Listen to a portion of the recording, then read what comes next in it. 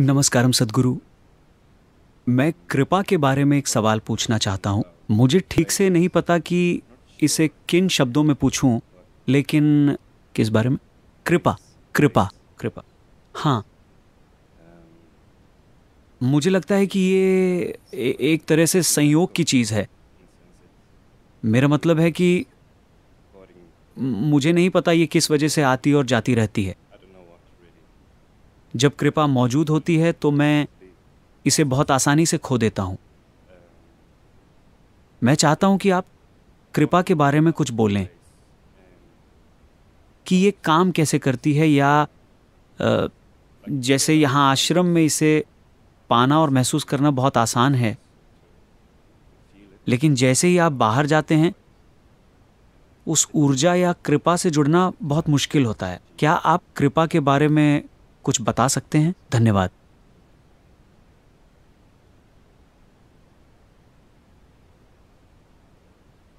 आप मुझसे इस फूल की खुशबू के बारे में बात करने के लिए कह रहे हैं। ऐसा कैसे करें?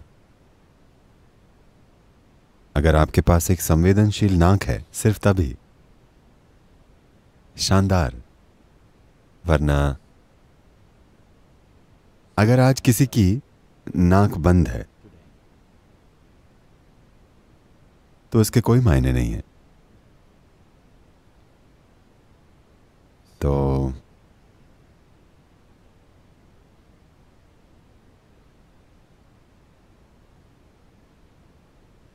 Grace means nothing to a whole lot of people. बहुत से लोगों के लिए कृपा के कोई मायने नहीं है। वे लोग तो ऐसा नहीं है कि आपको इसके बारे में सोचना है या इसके बारे में बातें करनी है। बात बस इतनी है कि अगर आप खुद से बहुत ज्यादा भरे हुए हैं, जब आप खुद से पूरी तरह भरे हैं, सिर्फ तभी आप कृपा के प्रति अचेतन हो सकते हैं। ये इसी तरह है जैसे कि आपको ग्रहों और सौरमंडल और आकाशगंगा वगैरह को जानने के लिए स्कूल जाने की जरूरत नहीं है। बस एक आम इंसान की तरह अगर आप ऊपर देखते हैं तो आपको नहीं पता कि यह कहां शुरू होता है और कहां खत्म होता है। पूरे ब्रह्मांड के बीच आप यहां एक घूमते हुए ग्रह पर बैठे हैं और देखिए, आप बिल्कुल ठीक हैं। बात साफ है कि ये आप नहीं कर रहे हैं, है ना? निश्चित रूप से ये आप नहीं कर सकते। जो इन चीजों को संभाले हुए है,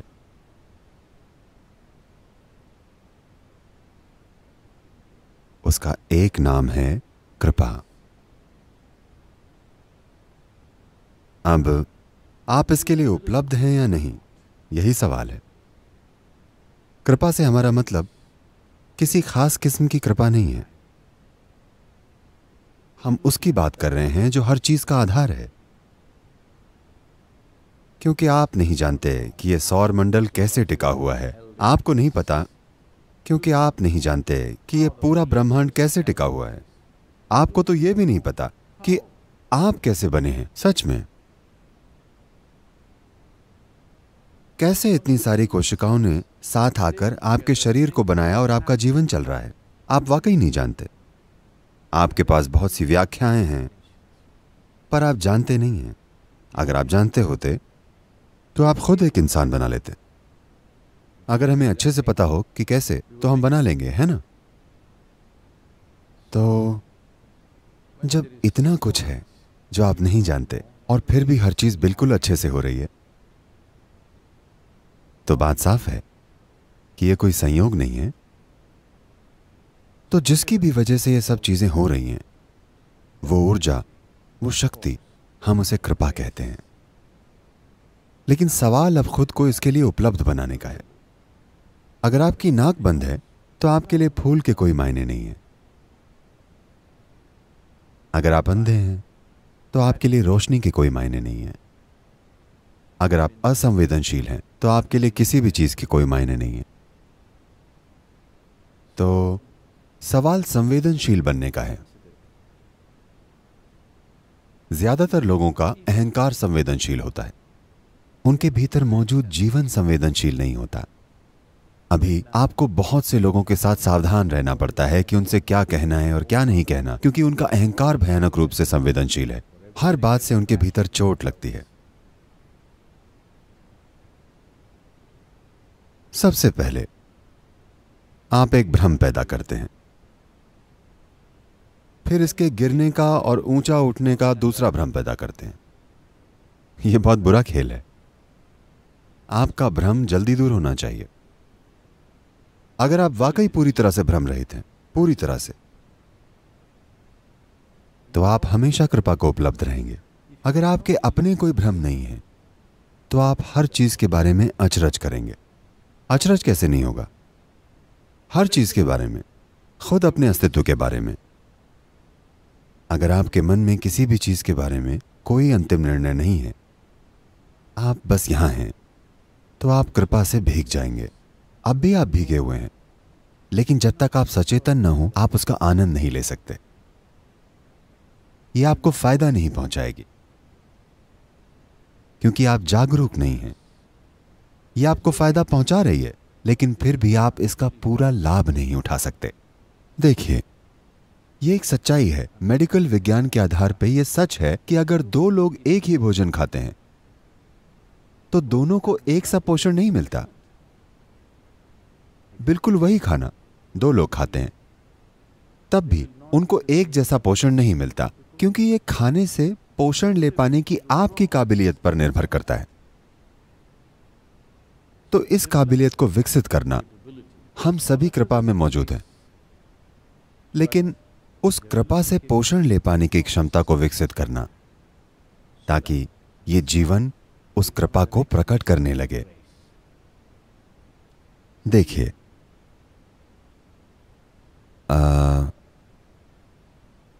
जैसे क्या आपने ये फूल सूंघा है? ये दक्षिण भारत का फूल है, जबरदस्त खुशबूदार। क्या आपको लगता है कि गार्डन डिपार्टमेंट इसकी जड़ों में खुशबू डालता है? नहीं, वो गंदगी डाल रहे हैं, मेरा यकीन कीजिए। हां, अगर आप गंदगी भी डालते हैं तब भी देखिए ये फूल कितना शानदार बन गया है, क्योंकि यही इसकी प्रकृति है। क्योंकि ये ऐसा करता है, तभी हम उसका पेड़ लगाते हैं, उसका पोषण करते हैं, उसकी देखभाल करते हैं। सबको उसकी फिक्र है कि वो कितना बड़ा हुआ।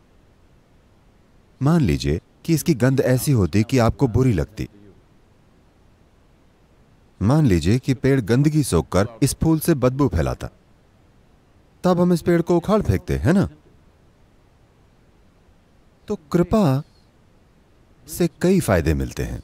जब आपसे कृपा छलकने लगती है तो हर कोई उसे पोषित करना चाहता है, हर कोई उसे बढ़ावा देना चाहता है, हर कोई उसका हिस्सा बनना चाहता है, क्योंकि आपसे कृपा बह रही है।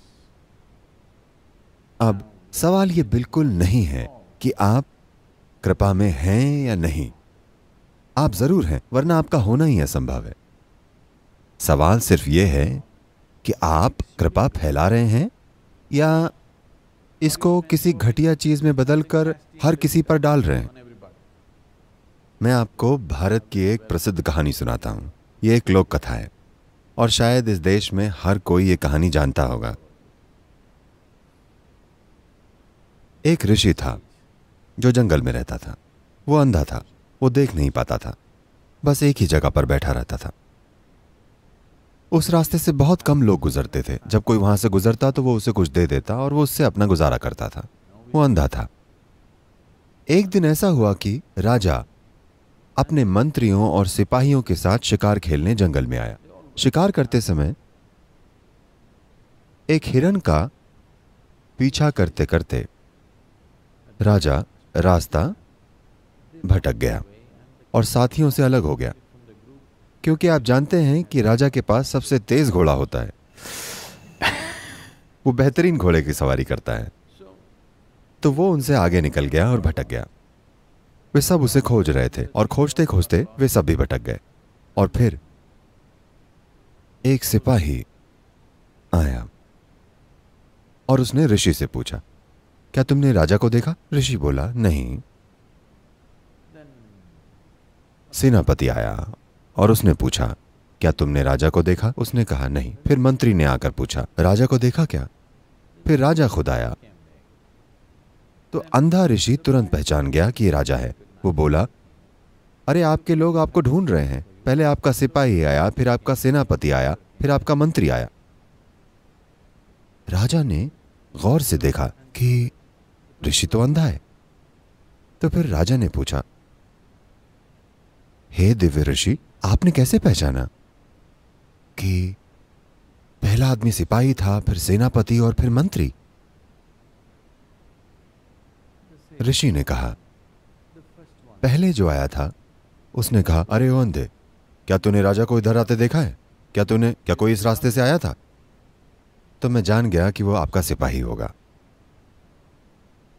दूसरे आदमी ने बिना किसी आदर के लेकिन अधिकार से पूछा, तो मैं जान गया कि आपका अधिकारी होगा।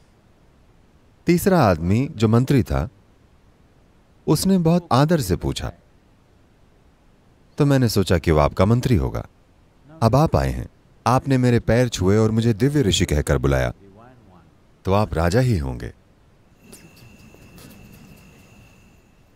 चाहे आप खाना खाएं या सांस लें या पानी पिएं, कुछ भी करें, ये कृपा है। वरना कैसे होगा? 2 हिस्सा हाइड्रोजन और 1 हिस्सा ऑक्सीजन मिलकर आपको जीवन देने वाला पानी बनता है। ये कृपा है। ठीक है, आप इसे समझा सकते हैं, लेकिन आप ये नहीं जानते कि ऐसा क्यों होना चाहिए। जो कुछ भी हो रहा है वो कृपा है। अब आप कृपा पीते हैं, या आप कृपा खाते हैं, या आप कृपा सांस में लेते हैं, तो क्या आपसे भी कृपा बहेगी? क्योंकि आपने कृपा को अपने अंदर समाया है, तो आपको कृपा को संजोकर अपने चारों तरफ फैलाना भी चाहिए।